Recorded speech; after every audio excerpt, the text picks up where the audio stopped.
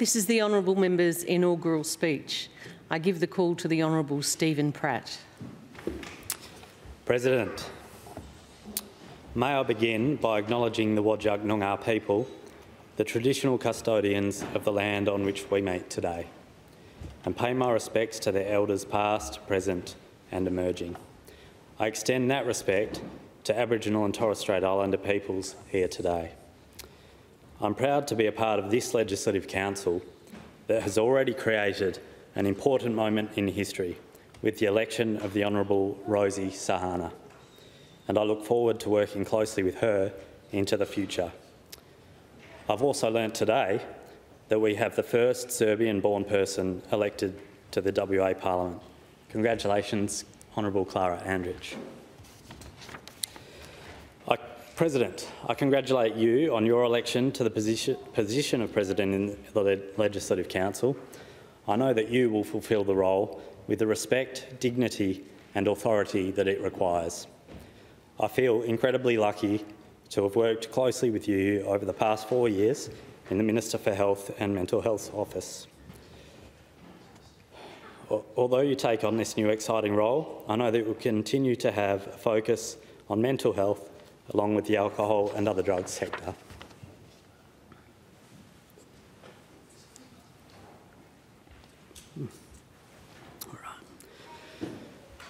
Let me say from the outset, I know I'm fortunate to be here. In saying that, I also have no intention of just making up the numbers. I'm here to work hard for the people of the South Metropolitan Region and Western Australia. This is my time to step up and make my voice heard as I forge my own path. For any political party to have their fourth candidate elected under our voting system is a rare feat. So I acknowledge the special circumstances of the 2021 state election that produced such a remarkable win by WA Labor, a win so resounding that for the first time in the history of our great state, Labor has a majority in this House. Of course, that was all predicated on the back of the hard work of our Premier, Mark McGowan, and an outstanding Deputy Premier in Roger Cook. It should never be forgotten that in a moment of crisis in WA's history, as a devastating pandemic hit our shores, that these two leaders stood up, took responsibility and kept us all safe. And it was this response that has allowed the economy and jobs to grow. Today, I am proud to be part of the McGowan government. At 36 years of age, happily married, with 2 young daughters, 4-year-old Imogen, who is at kindergarten, and 2-year-old Phoebe, who is still at home, I probably have an ideal profile to represent the South Metropolitan region. 1/3 of the region are married couples with children. The median age is 35, and 1 in 4 have a substantial house mortgage. Almost a mirror image of my current circumstances. I understand the economic household factors that affect most people in the region because they affect my family as well. We are all well aware of the education needs, the health aspirations, having adequate public transport, the cost of living and the effect fees and charges have on the weekly budget. President, I would like to take the opportunity to acknowledge the number of newly elected members from a diverse range of backgrounds on both sides of the chamber. To think that 100 years ago, Edith Cowan had to endure heckling as she delivered her inaugural speech is unfathomable to me. Almost achieving gender equity in the Parliament of Western Australia is worth recognising, and I look forward to seeing this trend being continued into the future. On that note, I make special mention of the Honourable Sue Ellery on being elected again to the position of Leader of the Government in this chamber, and to the other Labor candidates elected in the South Metropolitan region, the Honourable Kate Doust, who has served this chamber well as President for the past 4 years, and to the Honourable Clara Andrich, who I know will make a significant contribution in the years to come. While referencing the accomplished women in this chamber, I would like to acknowledge my wife, Eleanor, who is sitting in the President's Gallery today.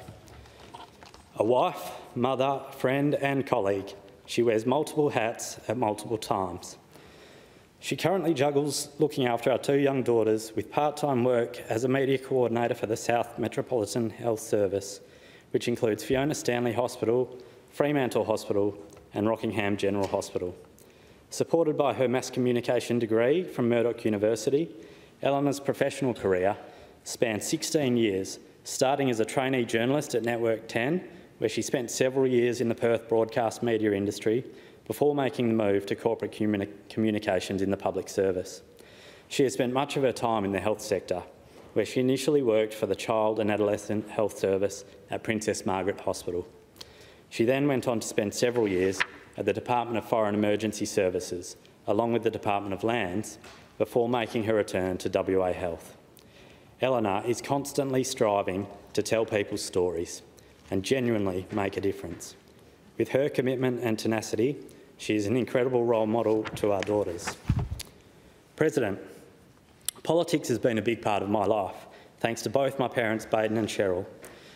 Growing up, our family spent some time living in Bunbury, and my parents would put me in the pram and walk the streets as they letterboxed Labor Party material on Bunbury 2000, a multi-million-dollar Labor policy that transformed that city. My father worked for 3 WA premiers, Brian Burke, Peter Dowding and Carmen Lawrence, and was a manager of policy in the Department of Premier and Cabinet when Carmen Lawrence was Premier. As a journalist, he was head of bureau for the Perth Daily News in Canberra and chief of staff for the Sunday Independent. He also served 2 terms as a councillor for the city of Fremantle in the City Ward, hence my involvement from a young age in both local and state politics. My father will turn 79 in August, and he is currently in his 4th year studying at Notre Dame University.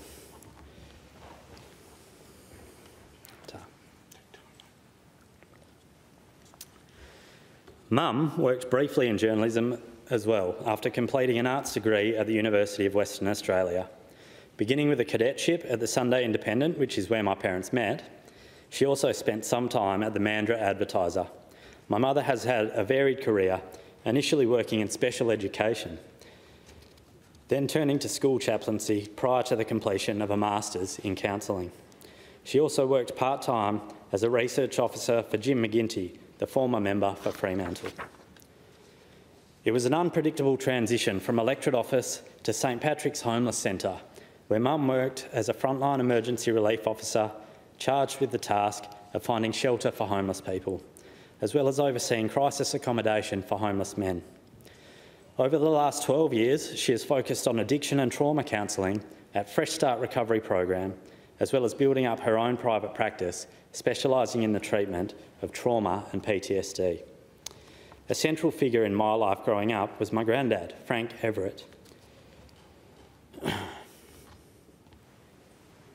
Following the untimely death of his mother in the Channel Islands, Frank became an orphan, leaving behind 3 brothers, a sister and his father, who he never saw again.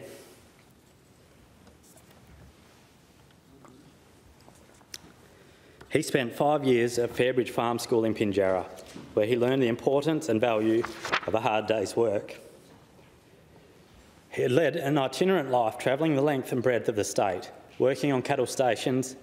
He later became a prospector in WA, working for major mining companies, and I spent many hours with him listening to stories of the outback. He lived with us for the final 10 years of his life, along with his partner Joy Johnson, affectionately known as Nana Joy. And when we talked, his mantra was to always have a job. My grandmother Florence Brayley lived in Saharanpur and Lahore and now Pakistan for much of her early life, before making the journey to Fremantle on board the former HMAS Menorah, arriving on Indian Independence Day.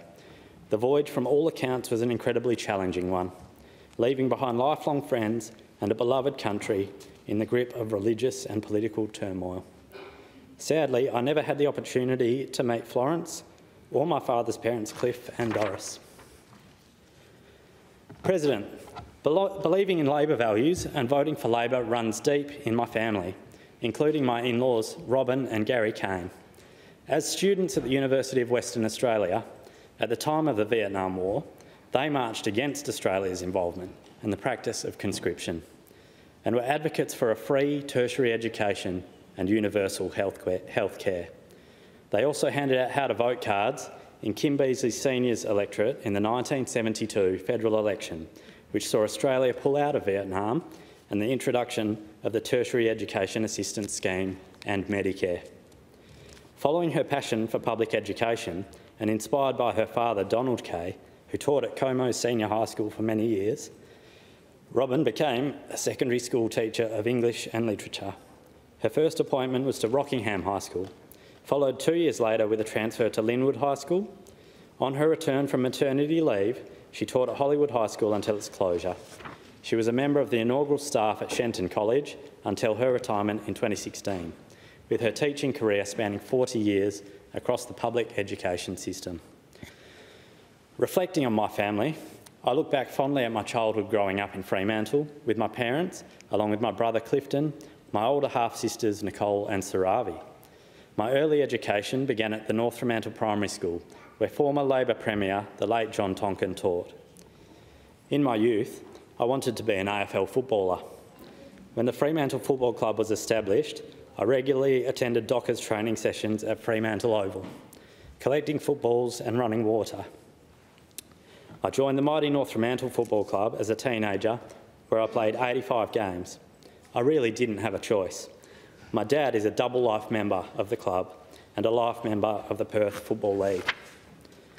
However, a broken leg, followed by a broken arm and a collapsed lung, made me think I should get into something easier, like politics. One of my cherished childhood memories was when our family bought a camper van and set off on a journey travelling around Australia. As a 9-year-old crossing the Nullarbor and seeing parts of the country and wildlife that you rarely get to see was an incredible experience. It gave me a greater understanding of how vast many parts of Australia are, especially Western Australia. It was also great to spend this quality time with my brother Clifton and to grow up with him leading the way at school and in sport, along with, of course, testing the waters with our parents. As I grew older, my parents insisted that Clifton and I go to a school with more formal Christian teachings. Consequently, I enjoyed 8 years at Christian Brothers College in Fremantle, where I made lifelong friends. I appreciate the lessons that were learnt in my time as a student there, values that I've carried with me ever since. The school motto, Parma Virtuti, which translates to goodness is its own reward, has stuck with me to this day and has driven my passion for community service. As deputy head boy in my final year, I assumed responsibilities that prepared me for life ahead.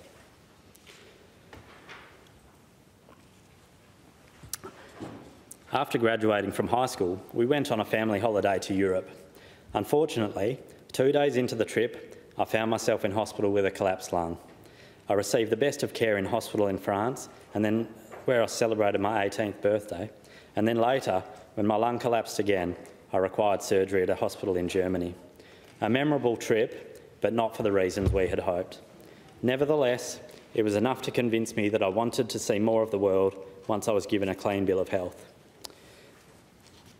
Having a strong connection to Fremantle, it was an easy decision to continue my education at Notre Dame University. In 2007, I graduated with a Bachelor of Arts in both politics and journalism. Deciding what to study at university was not the easiest choice, as I wasn't sure what career I wanted to pursue.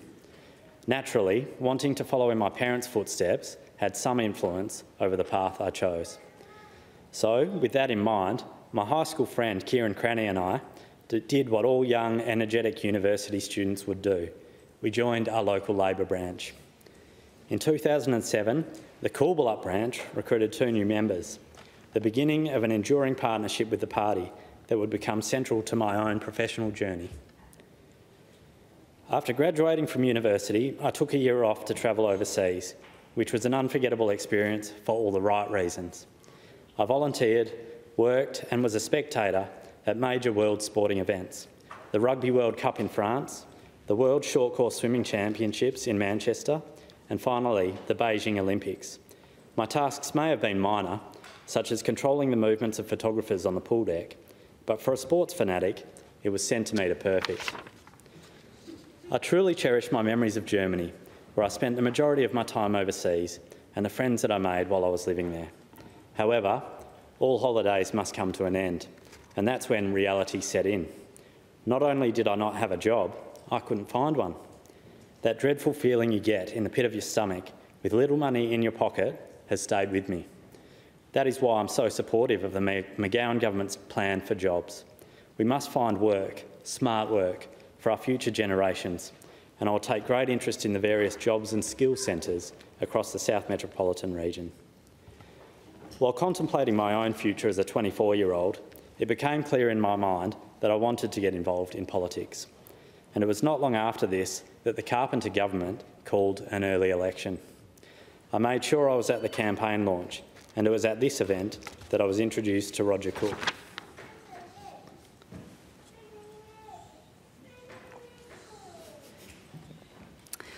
For the past 13 years, I've had the privilege of working every day with the Deputy Premier, Roger Cook. Firstly, in his role as the member for Kwinana, and then for the past 4 years as a senior advisor, while he has been Deputy Premier, Minister for Health and Mental Health. Some of that role has been here, in the Parliament, liaising with all Labor members and members from the other side. I've learnt a great deal through assisting people across the state who have raised issues with their local members of Parliament, and certainly one of the most demanding experiences has been assisting with the huge amount of COVID-19 related queries. I enjoyed dealing with the policy areas of mental health, men's health and organ donation, all areas that I wish to continue working in if given the opportunity. It was a privilege to be involved in significant pieces of legislation, such as the Public Health Amendment Bill 2019 and the Western Australian Future Fund Amendment Bill 2019, as they traversed both Houses of Parliament. The past 4 years working in the areas of health and mental health have highlighted some of the great work being done every day that often goes unrecognised. I now have a greater appreciation for organisations such as Rare Voices Australia and its Deputy Chair, Kane Blackman, who advocate on behalf of families and individuals with rare diseases. I'm also excited about what the future holds for innovation and medical research. There are a number of organisations doing amazing things right here in Western Australia, such as the Centre for Entrepreneurial Research and Innovation, the vision of Charlie Bass, and I thank him for welcoming me and providing a tour of the organisation. The Telethon Kids Institute and Curve Tomorrow, the Women and Infants Research Foundation, who have been of great support to friends close to me who have tragically suffered a preterm loss. An organisation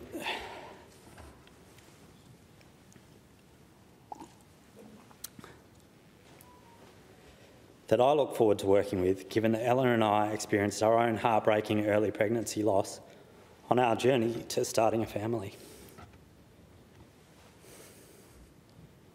Now it's my time to continue assisting these worthy organisations in my own capacity as a Member of Parliament. It was a truly daunting experience to be in the Minister for Health's office when we started hearing news of a disease spreading from country to country. COVID-19 was headed our way. One of the more humbling moments from this time was the overwhelming number of offers of support from different sectors of our community. Suddenly, a large part of my role was to look through hundreds of different pieces of correspondence with people offering items such as parts for respirators, personal protective equipment and hand sanitiser. It showed that we really do live in a great part of the world and in a community where people are willing to put up their hand and help. I feel very fortunate to have been able to witness firsthand as our political, health and police leaders worked together to keep Western Australia safe as the disease caused devastation around the world. I look forward to playing a role in support of different industries that have been impacted by COVID-19 as we learn to live with the disease and move into a phase of new normality, including the events and entertainment industry and local manufacturing. I would like to take this opportunity to thank the Minister, his wife Carly Lane and all members of his ministerial office, including Julie Armstrong, Michael Beach, Marion Buchanan, Neil Fergus, Gino Marinucci and Ruth O'Toole, as well as former colleagues Tony Clark, Emma Collier and Stephanie Enkel for their friendship and assistance.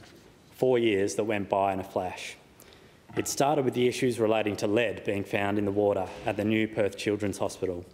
Then a large focus was on the voluntary assisted dying legislation that was eventually passed by the Parliament, and then dealing with the COVID-19 pandemic.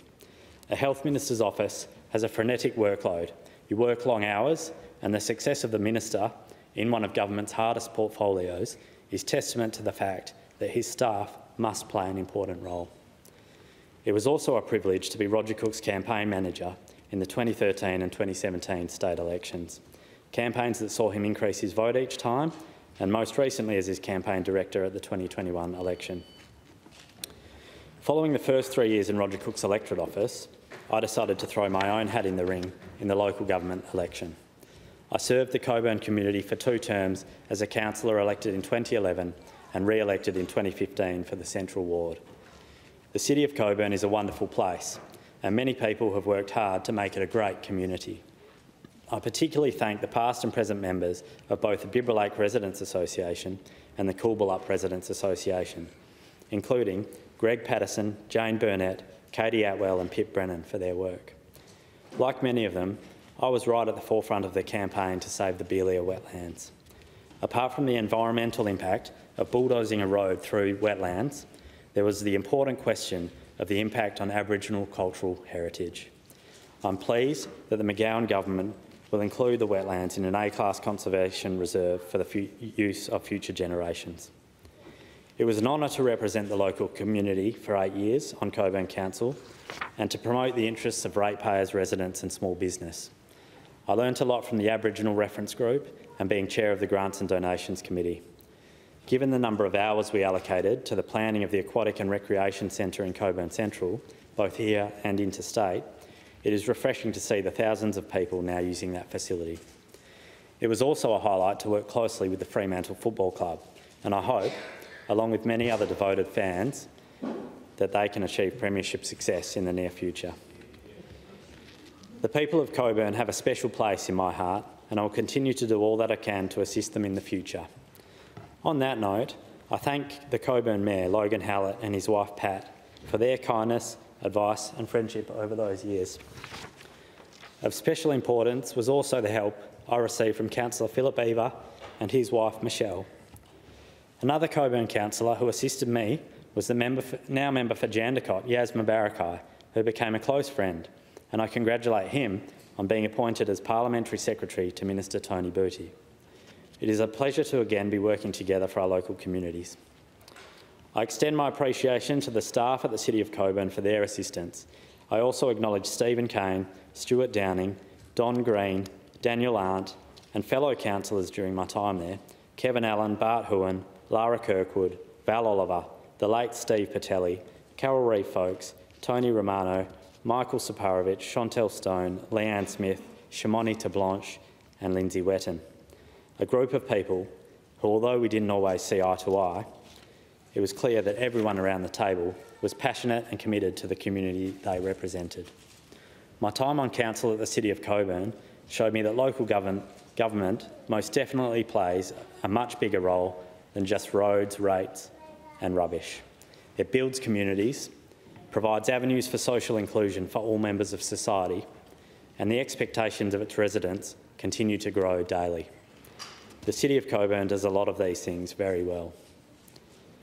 My electorate office will be in Canning Bridge, in a building occupied by the previous Liberal member for South Metropolitan Region, the Honourable Simon O'Brien. I have big shoes to fill. He served in the Legislative Council for just shy of a quarter of a century, was Deputy President, a former government minister and chair of committees. I recognise the contribution that he has made during his time in this place. The South Metropolitan Region is dynamic and diverse.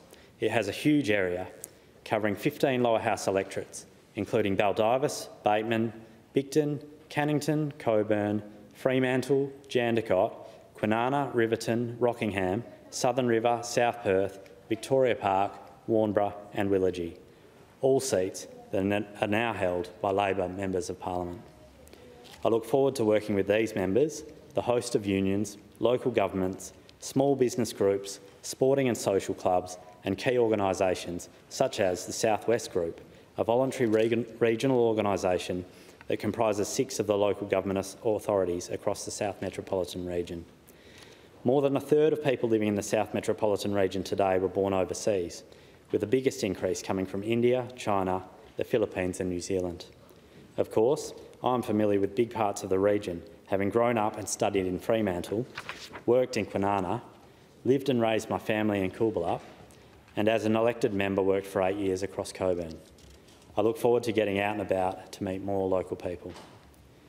President, I now take the opportunity to thank the many people who have worked behind the scenes in assisting me to enter Parliament. To Tim Picton, the hard-working State Secretary of WA Labor, Ellie Whittaker, the Assistant State Secretary, and all of the team at WA Labor, thank you for your immediate and ongoing advice. I also thank the union movement generally, but specifically the hard-working people at the Community and Public Sector Union, the Civil Service Association, and the administration of the United Workers Union, its President Carolyn Smith and National Political Coordinator Dominic Rose. Now to my family. I would not be standing here today if it weren't for my pillars of strength, my parents Baden and Cheryl. They continue to be my biggest supporters, and without their love and generosity, my path to politics would not have been possible. To my wife Eleanor, thank you. Your support gives me the confidence to be here today, and I know that with you by my side I'm able to serve the people in my electorate with the energy and enthusiasm it requires. Your constant encouragement, guidance and belief allows me to take on this new role. And to our two girls, Imogen and Phoebe, who I had hoped had sat quietly in the President's Gallery today. Perhaps one day when you're older, you will come across this speech, and if you read through far enough, you'll come to this part. I want you both to know that I love you very much, and that the important work we do here is an attempt to make Western Australia a better place for you to grow up in. It should provide you with every opportunity to live a happy and healthy life, with world-class education and health services, job opportunities, and a natural environment that ensures that this state continues to be a great place to one day raise a family of your own. I would also like to extend my gratitude to my mother-in-law Robin, her mother Beryl Kay, who celebrates her 92nd birthday this coming Monday, and my brother-in-law Alexander Kane, for their ongoing guidance, support, friendship, and of course endless hours of babysitting. There are a range of individuals who have gone above and beyond the call of duty to assist me, such as Kwinana Labor stalwart Vic Smith, who is always there to help, my nephew Joshua Cunniff for his ongoing advice and sense of humour, along with Nicole, David and the whole Cunniff family, my cousin Nathan Buzzer, someone who I admired growing up, and to his wife Trudy for always being so generous and welcoming. Then there is my former housemate Chris Petroni, who is not only a valued friend, but he also volunteered to assist me in the early hours of the morning on election day. I also acknowledge Peter Connolly and Daniel Turco for their constant support and entertaining banter, and my other friends who have taken the time to be here to support me today. Our friendship group has expanded over the years since high school to include wives and now many children, and it is special to watch as our families spend time together. In addition, I thank Lynn Sherwood for her professional advice, the regular check-ins from former Mayor of Fremantle, Peter Taliaferri, along with Zoe McMillan, Boba Gorochanich, Richard Story and the entire Kwinana team. The former and current federal representatives in my electorate, which include Gary Gray, Matthew Keogh, Madeline King, Melissa Park and Josh Wilson. I was fortunate to assist on some of their election campaigns in previous years and look forward to working with them for many years to come. To Tony Piccolo in South Australia, who I was able to assist on a successful election campaign in 2010 and has stayed in contact ever since. And finally to Roger Cook, for giving a young person a chance back in 2008. It's all right. It is fortuitous that after all this time, we'll continue as colleagues working for the betterment of Western Australia. I'm glad to be given the opportunity to do the same, and I'm looking forward to working with my new staff, Matthew Clark, William Mathers and Julie Valentine. In a way, the past 13 years working with Roger could be deemed an apprenticeship. It has taught me the importance of hard work and the significant outcomes that can be achieved. From today, that apprenticeship is over. I'm ready to take this next step, to be there for everyone living in the South Metropolitan region and across Western Australia. Thank you.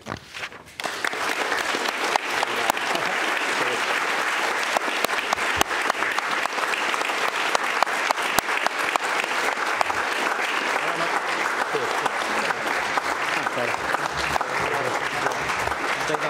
Cheers, mate. Steve. Thanks, mate. Cheers.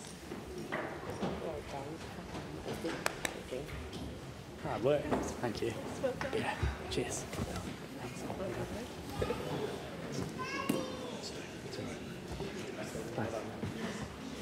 Thanks, Jackie. Cheers. Thanks very much. Thank you. Thanks. Thank you. Cheers, mate. Thanks for your help. Cheers.